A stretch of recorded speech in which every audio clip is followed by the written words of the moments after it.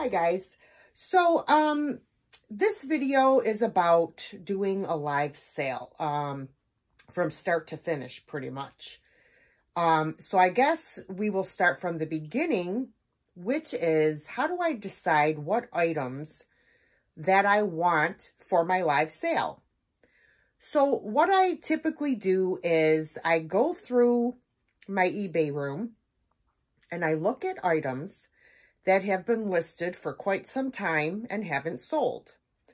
And that's how I decide what items to try to sell in my live sale. So what I'll do is I'll take you around my eBay room and just give you a look-see of what I have left on my shelves as of right now. We're not going to be able to do anything until at least June. June 6th is when the stay-at-home is supposed to be lifted, but then again, they're going to open things a little bit at a time, and it could take forever, so who knows when I'll get to go thrifting again. But anywho, let me kind of show you around and show you what I got. All right, well, I guess we could start up here. I have several, I guess I'm going to call this section my barware section. I have several sets of glasses in the carriers. I have cocktail shakers. I have sets of glasses.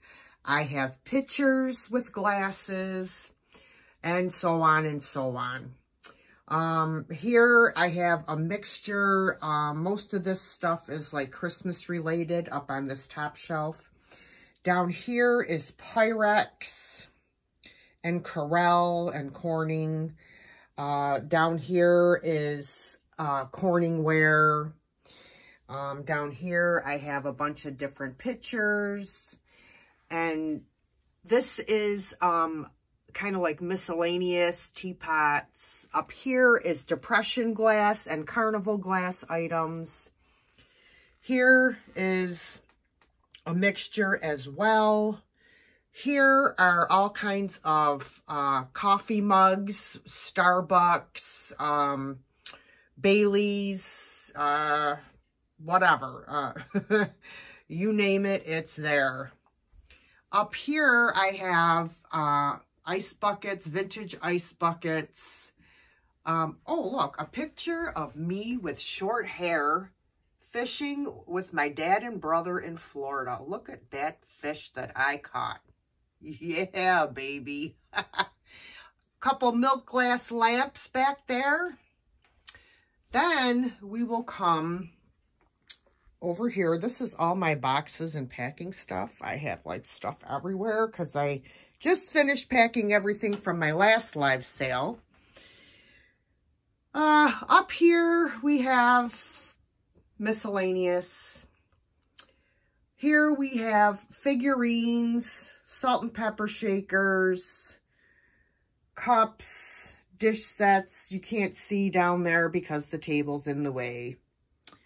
So that's what I do. I go through all of the items on my shelves and pick out things that I feel haven't sold in a while and sell them in my live sale. So once I decide what I want to sell, I put all of my stuff on the shelf. Well, first, I buy these little tags at Dollar Tree. You get 30 in a package.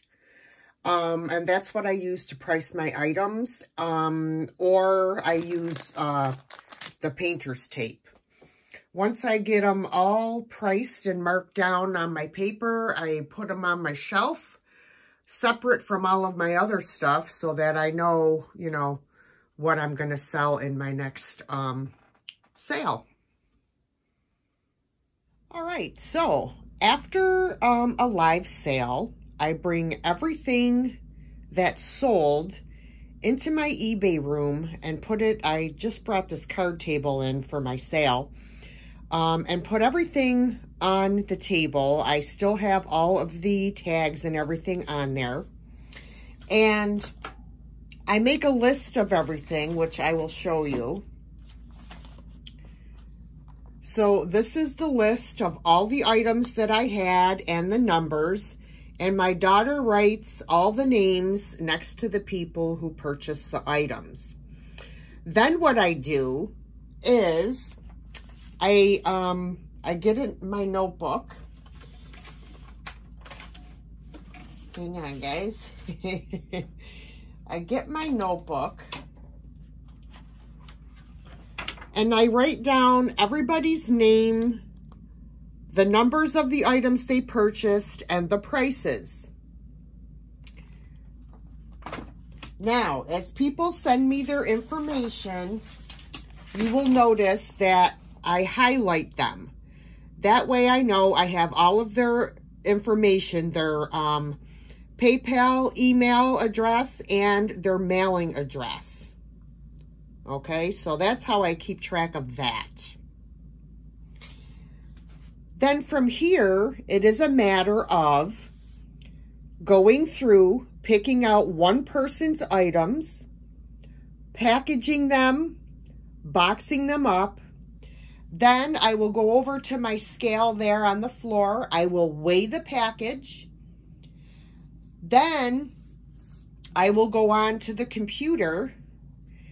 I usually use Pirate Ship. So then I'll go over here on my computer and I will add in the size of the box, the weight, and where it's going to get a shipping price. All right, so I'm going to go through my list and I'm just going to pick a really easy item to do. I am going to pull out the cherub candle holder, which was bought by Barbie Girl Thrifter. Hey, Barbie. And it was number 9. So I'm going to go over to my table here. I'm going to pull out that item, which is right here. I have the ticket still on there, so I know. And I'm going to remove the ticket, and I'm going to save this for my next sale. Way to recycle. Yes. All right. So now I'm going to grab my bubble wrap. I have to cut another piece. I like to bubble wrap the heck out of my items because I don't want anything to happen to them. So, I mean, I probably use too much bubble wrap, but I don't want anything breaking. So I usually will fold this like this and start like that. And I'm just going to kind of come up like this. Let me grab my tape. I'm not prepared. And I'm just going to put a little piece of tape right here to hold that. And then I'm going to also tape the sides closed.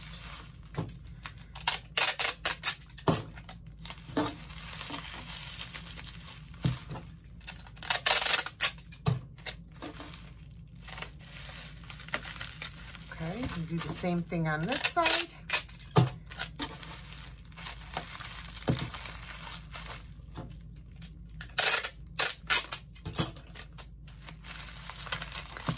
Okay, so now I have just a little parcel like this, but I have an extra piece of bubble wrap. And I'm just going to do it one more time, just to be on the safe side.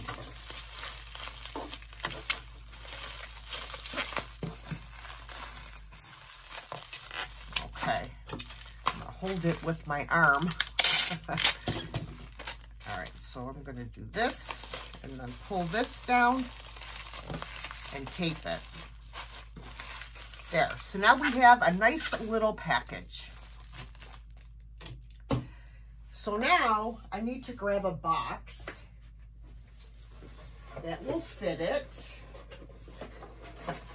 And I'm thinking this one, I like to reuse boxes too. I save all my boxes if they're in good condition. So that'll fit in there, I think, pretty nicely. And I reuse packing peanuts as well. Okay, and then I'm going to place the item. And actually, this box is too small. Once you put the peanuts in there, you want to have room around your item, okay?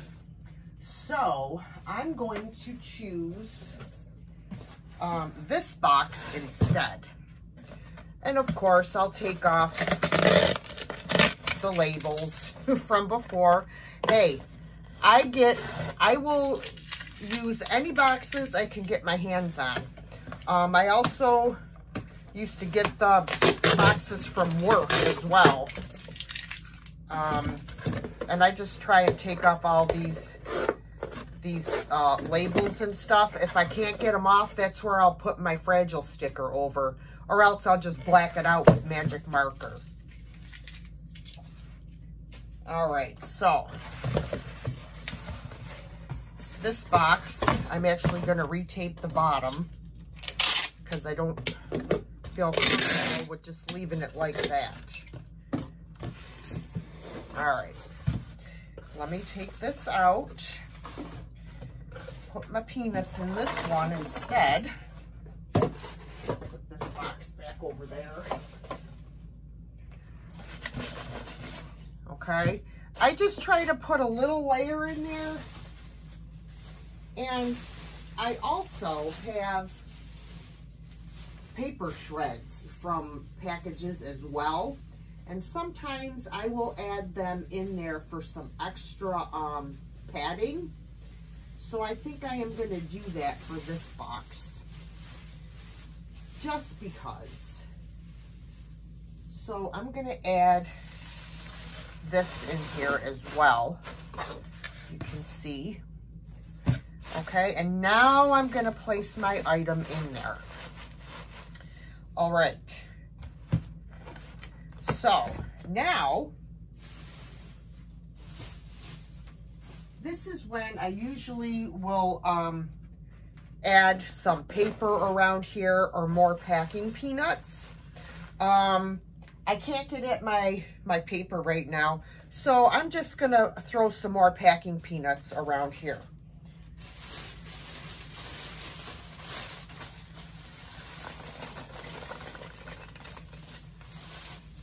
All right, there we are.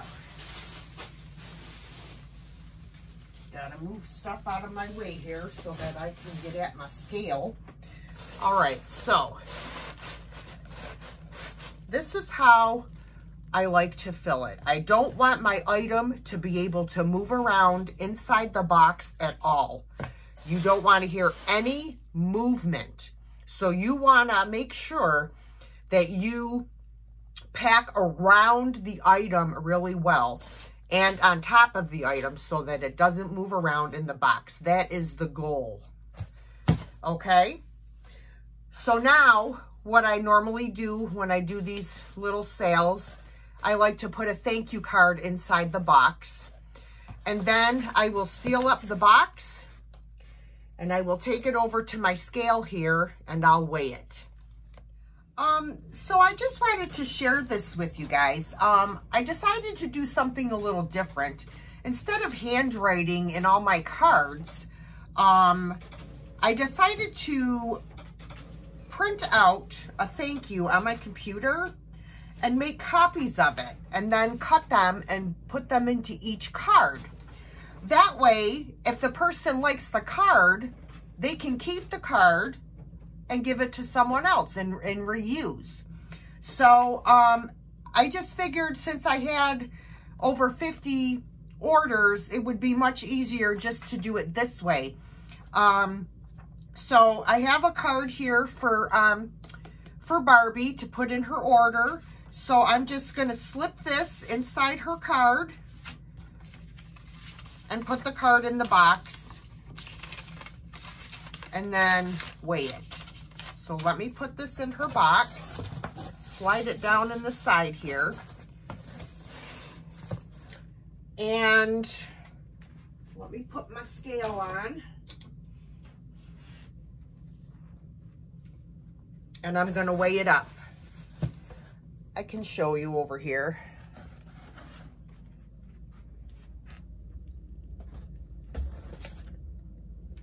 Okay, and here is the scale. So it's 14.1 ounces. So I have to go up to 15 ounces.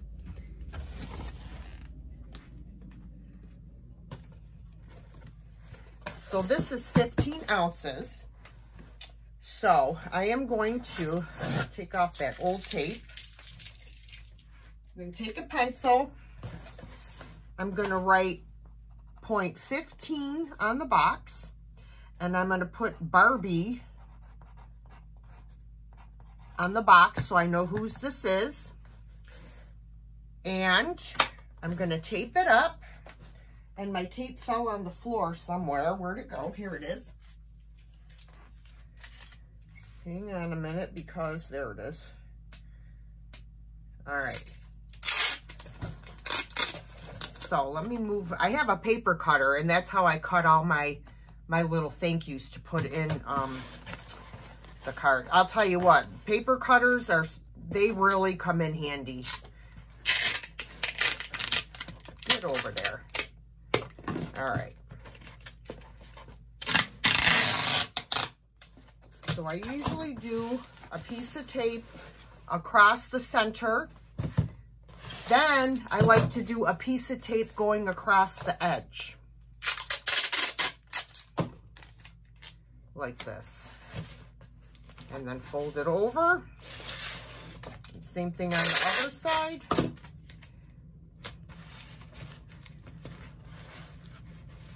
Like that. There we go.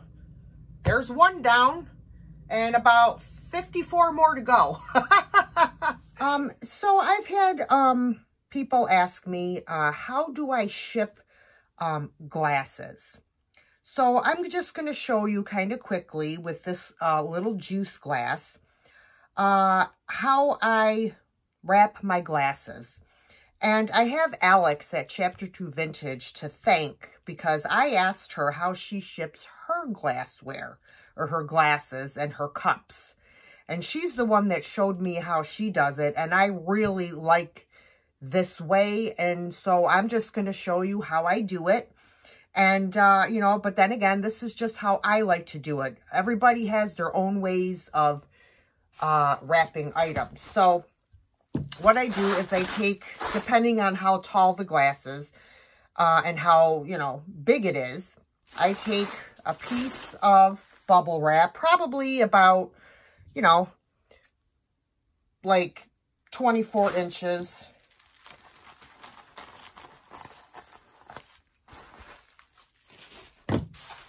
And then I fold it in half, like this. Okay? Then I take my glass. Now, if it's a tall glass, I'll put it this way on the bubble wrap. But actually, I probably will do this one this way as well, because I'll get more coverage of the bubble wrap. So I kind of put it like this and bring the bubble wrap around, okay? Lay it down, and then I just kind of roll it, okay? So there's the glass in the sides. That's the side. Okay, I'll tape this piece, and then I will take some tape and tape the sides closed so it looks like a little square package. And that's pretty much it. Let me show you how I do a coffee mug. Let me put this glass back. Let me just grab,